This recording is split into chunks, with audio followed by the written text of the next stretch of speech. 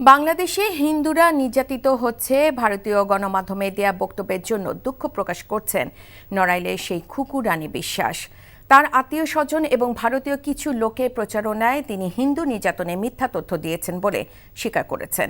তার এমন বক্তব্যে ক্ষোভ প্রকাশ করেছেন নড়াইলে থাকা তার স্বজন ও প্রতিবেশীরা।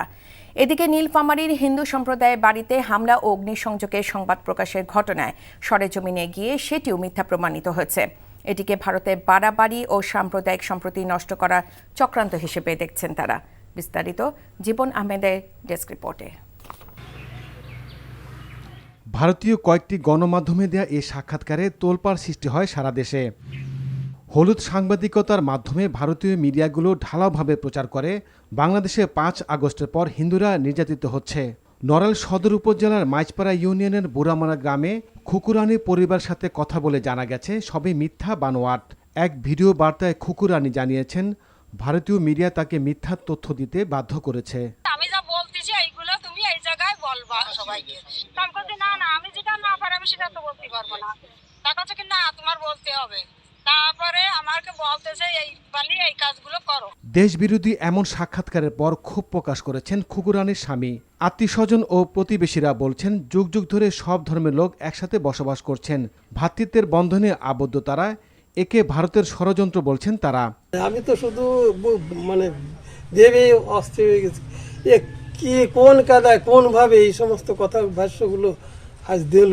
আমার মা যে কথাটা বলছে আসলে এটা খুবই দুঃখজনক এবং এটা ইন্ডিয়ার যে মিডিয়া ছিল আমার যা ধারণা ওদের একটা চক্রান্ত। কুকুরানি ভারতে যে যা বলেছে আমাদের বুড়ামারা গ্রামে এটা মোটে নাই। বাগাস্তাকরা পুজো করতেও নিষেধ করে না, তারা আরো সাহায্য করতে চায়। এদিকে ভারতের বিভিন্ন সংবাদ মাধ্যমে বাংলাদেশের হিন্দু সম্প্রদায়ের মন্দিরে হামলা, অগ্নিসংযোগের ভিত্তিহীন কিছু ছবি প্রকাশ করেছে। একে বাংলাদেশের নীলফামারীর ডোমা বলে চিহ্নিত করা হয়।